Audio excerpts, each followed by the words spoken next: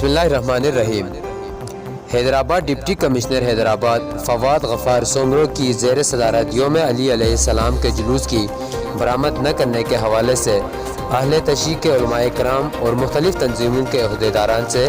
Shahbaz hall میں اجلاس منعقد کیا گیا۔ اس موقع پر ایس ایس پی عبدالاسلام شیخ، پاک فوج اور رینجرز کے اعلیٰ حکام بھی موجود تھے۔ اجلاس سے خطاب کرتے ہوئے ڈپٹی کمشنر فواد غفار سومرو نے اہل تشیع کے تمام علماء کرام اور تنظیموں کے عہدیداران کو اپیل کی کہ وہ کرونا وائرس کی تیسری خطرناک لہر کے دوران حکومت کی جانب سے جاری کردہ SOPs پر مکمل عمل درآمد کر کے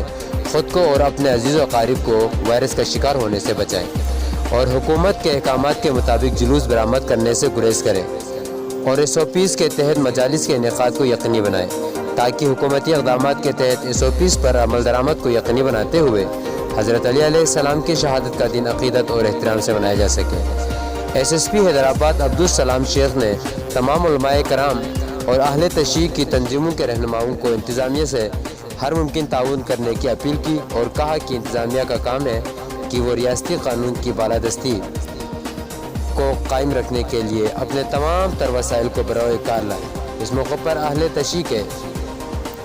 علماء کرام اور مختلف تنظیموں کے عہدیداران نے اپنے مکمل تعاون کا یقین دلایا۔